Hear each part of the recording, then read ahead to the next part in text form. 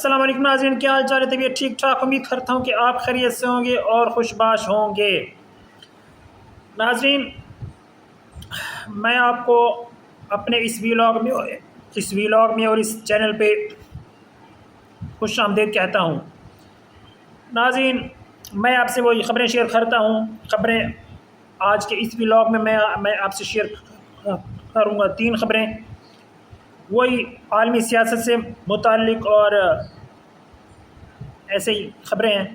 پہلی خبر یہ ہے کہ شہباز شریف اور مسلم رہنماؤں کی آج صدر ٹرمپ سے ملاقات ہوئی ہے۔ جو دوسری خبر ہے وہ یہ کہ جو گلوبل سمود فلوٹیلا ہے، امدادی سامان کا بیڑا، یعنی جو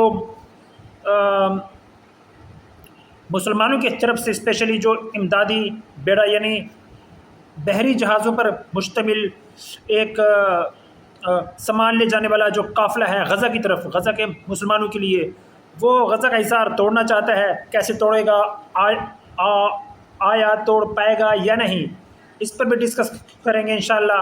اور جو تیسری خبر ہے وہ ہے کہ مفتی اعظم شیخ عبدالعزیز کی نماز جنازہ جو ہے وہ ادا کر دی گئی ہے۔ سعودی عرب کے مفتی اعظم شیخ عبدالعزیز جو ہیں ان کی وفات ہو گئی ہے، اس پر بھی بات کریں گے انشاءاللہ۔ چلیں سب سے پہلے تو چلتے ہیں کہ پہلی خبر کی طرف، وہ یہ ہے کہ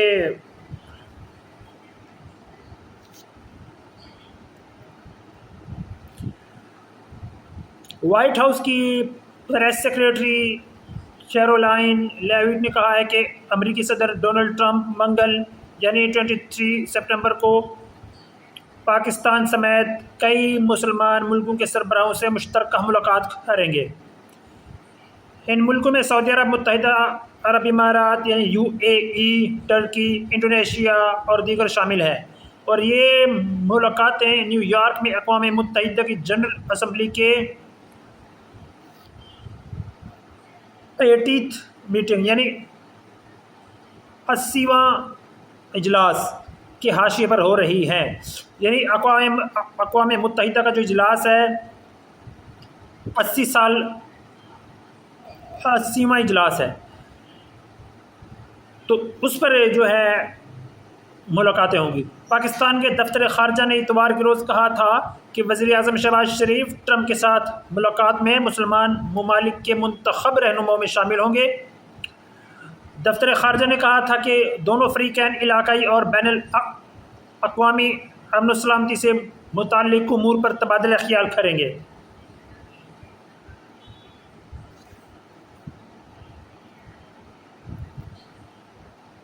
یہ پہلا موقع ہوگا کہ شہباز شریف کسی امریکی صدر سے ملاقات کریں گے۔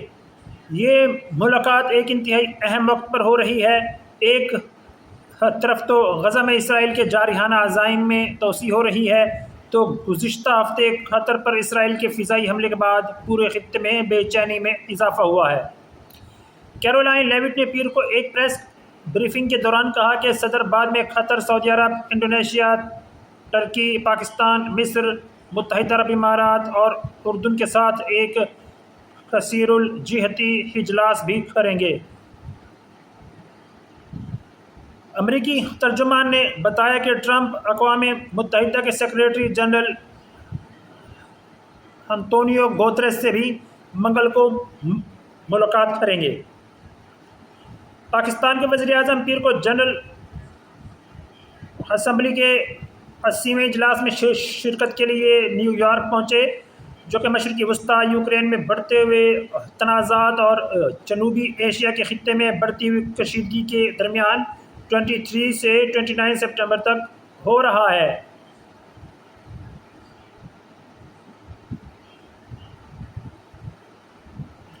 پاکستانی وزیر اعظم شہباز شریف 27 سپتمبر کو جنرل اسمبلی سے خطاب کریں گے۔ اسی دن انڈین وزیر اعظم نریندر مودی کا بھی خطاب متوقع ہے۔ پاکستان کی وزارت خارجہ نے ایک بیان میں بتایا کہ اقوام متحدہ کی جنرل اسمبلی کے اجلاس میں وزیر اعظم شہباز شریف بین الاقوامی برادری سے اپیل کریں گے کہ طویل قبضے اور حق خود ارادیت سے محرومی کی صورتحال کو حل کیا جائے۔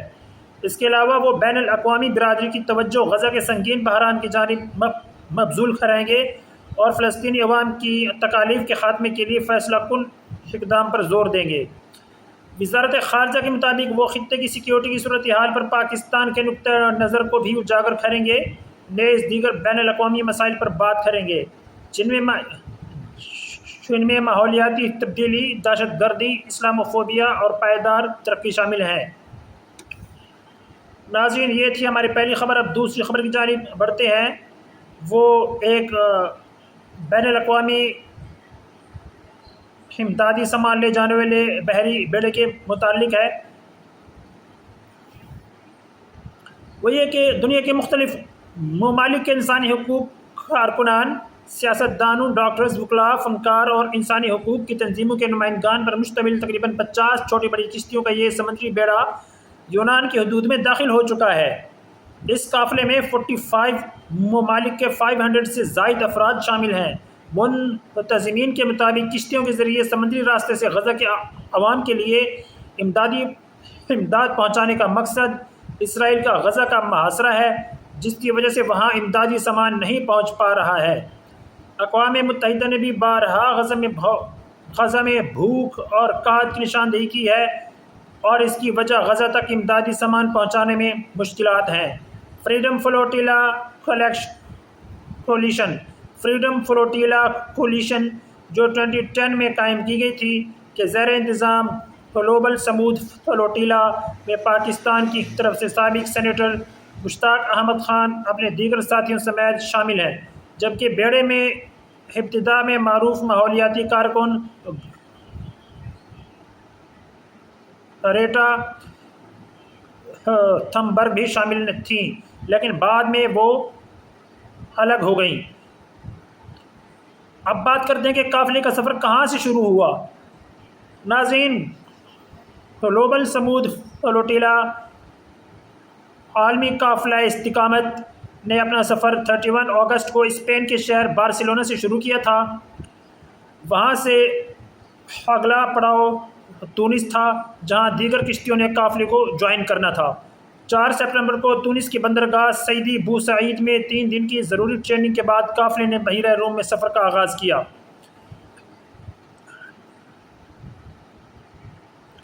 اب میں آپ کو بتاتا ہوں ناظرین، کیا اس قافلے کا سفر قانونی ہے؟ تو اس کا جواب یہ ہے کہ گلوبل سمود فلوٹیلا یا عالمی قافلہ استقامت کے منتظمین کے مطابق قافلے میں شامل کشتیاں بین الاقوامی سمندری پانی میں سفر کر رہی ہیں، جو کہ بالکل قانونی ہے۔ خیال رہے کہ اقوام متحدہ کے قانون برائے بین الاقوامی سمندر کے مطابق کسی بھی ملک کے ساحل سے 12 کلومیٹر تک کا پانی اسی ملک کی ملکیت ہوتا ہے اور وہاں مکمل طور پر ان کا اختیار ہوتا ہے۔ اس کے بعد بین الاقوامی قانون کے مطابق 22 کلومیٹر سے 44 کلومیٹر تک کی سمندری حدود میں وہ ملک کسٹم، سیکیورٹی اور امیگریشن قوانین لاگو کر سکتا ہے۔ اس کے بعد 370 کلومیٹر تک کی سمندری حدود میں کسی بھی ملک کو کھدائی، قدرتی معدنیات نکالنے اور ماہی گیری کا اختیار حاصل ہوتا ہے، لیکن وہ کسی دوسرے ملک کی کشتی یا بحری جہاز کو نہیں روک سکتے۔ بین الاقوامی قانون کے مطابق 370 کلومیٹر کے بعد کی حدود پر کسی کا اختیار نہیں ہے اور وہ سب کے لیے ہے۔ اسی وجہ سے فریڈم سمود فلوٹیلا کا قافلہ بین الاقوامی پانی میں سفر کر رہا ہے۔ ناظرین، ابھی آپ کو یہ بتاتا ہوں کہ قافلہ ابھی کہاں پہنچا ہے۔ قافلے نے تو اس کا جواب یہ ہے کہ قافلے نے 4 سپٹمبر کو تونس سے سفر کا آغاز کیا تھا۔ اس قافلے کے لائیو ٹریکر کے مطابق 22 سپٹمبر کی شام یہ قافلہ یونان کی حدود میں بحیرہ روم میں سفر کر رہا تھا۔ گلوبل سمود فلوٹیلا کے منتظمین نے ایکس سابقہ ٹویٹر پر جاری ایک بیان میں منگل کو بتایا ہے کہ گلوبل سمود فلوٹیلا کی کشتیاں یونان کی کشتیوں سے مل کر غزہ تک کے 1324 کلومیٹر کے آخری سفر کا آغاز کریں گی۔ بیان میں لکھا گیا ہے کہ گزشتہ شب متعدد ڈرونز نے ہمارے قافلے کی نگرانی کی جب ہم بحیرہ روم میں سفر کر رہے تھے، تاہم کوئی بڑا حادثہ پیش نہیں آیا، لیکن ہمیں امید ہے کہ اس قسم کی نگرانی ہمارے اس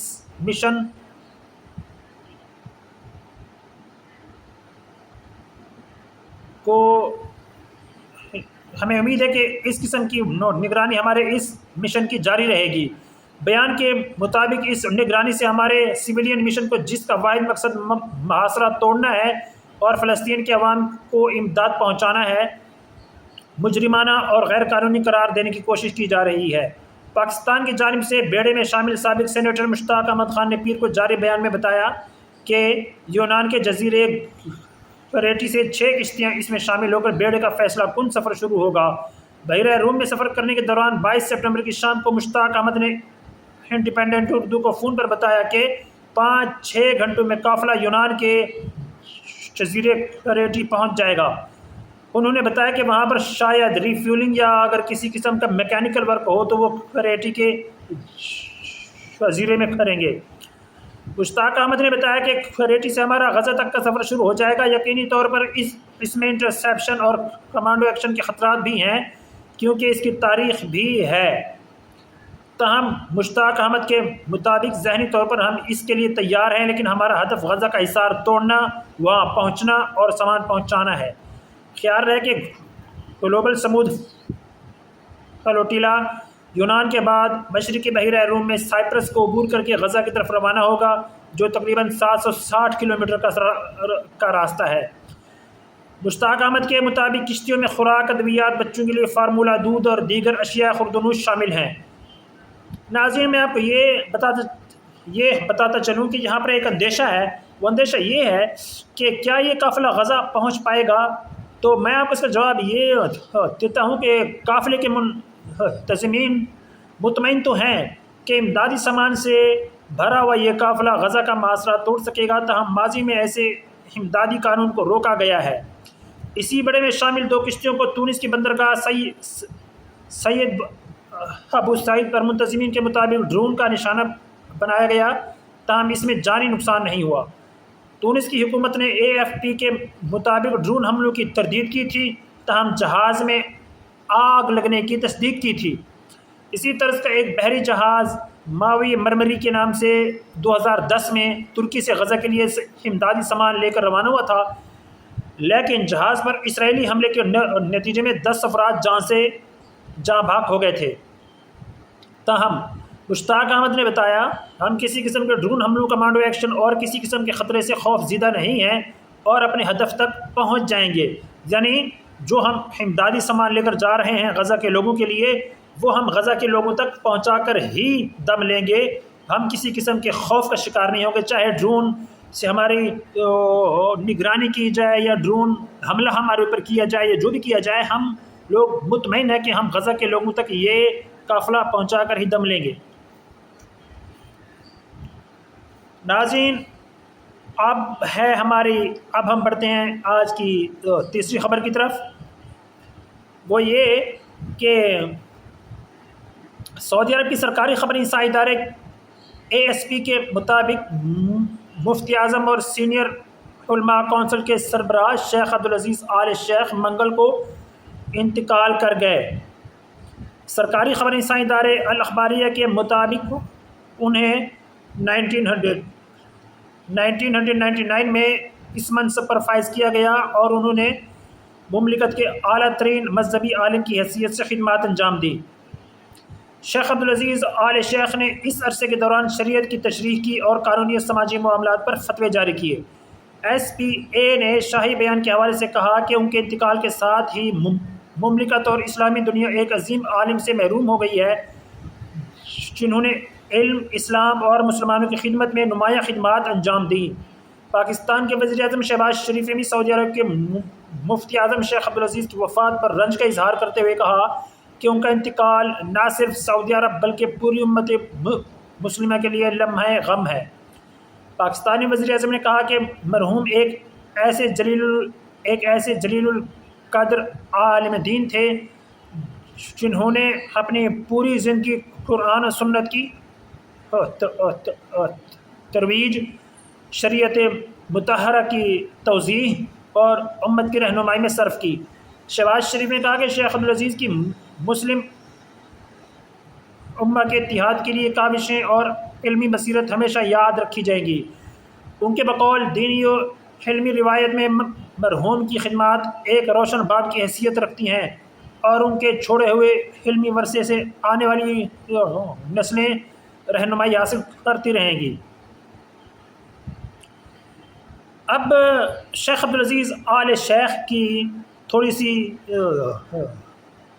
زندگی پر اور ان کی پیدائش پر، ان کی سیرت پر تھوڑا سا جو ہے جائزہ لے لیتے ہیں کہ وہ کون تھے اور کہاں پیدا ہوئے اور کہاں زندگی گزاری اور کیسے زندگی گزاری۔ ناظرین، شیخ عبدالعزیز یہ کہ 30 نومبر 1943 کو مکہ میں پیدا ہونے والے شیخ عبدالعزیز کے والد کا انتقال اس وقت ہو گیا تھا جب وہ 8 سال کے تھے۔ بعد میں انہوں نے اپنے بچپن میں شیخ محمد بن سنان کی نگرانی میں قرآن حفظ کیا اور شریعت کی تعلیم سابق مفتی اعظم شیخ محمد بن ابراہیم آل شیخ کی رہنمائی میں حاصل کی۔